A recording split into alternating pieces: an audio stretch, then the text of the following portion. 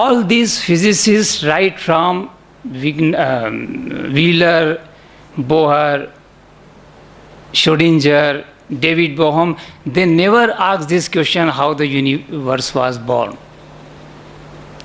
They wanted to realize the nature of the universe as it has been discovered by physics. The general relativity says that the universe is expanding. They want to have the imagination how the universe is expanding.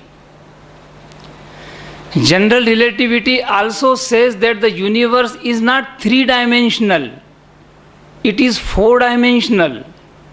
And in a four-dimensional universe, events do not happen in the passing of time, but they already exist, painted as it were on the fabric of space-time. Just like a film is going on and the events are being seen to the observer, this is what is the nature of the universe according to general theory of relativity. And so far as quantum mechanics is concerned, very daring statement made by quantum physics about the nature of the universe. Number one,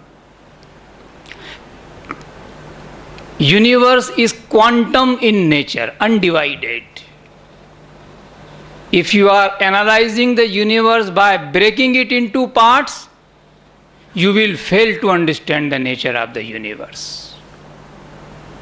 If the observer who is experimenting with electrons in the double slit experiment is ignoring the rest of the universe, he will always create mysteries relating to the behavior of the electron in the double slit experiment.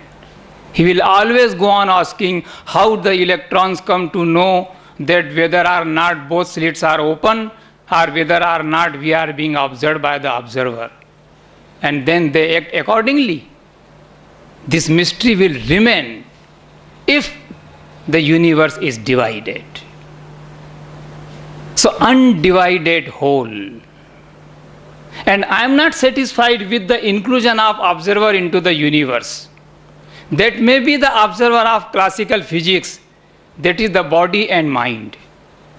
If you consider the body and mind, it will be the observer of the classical physics.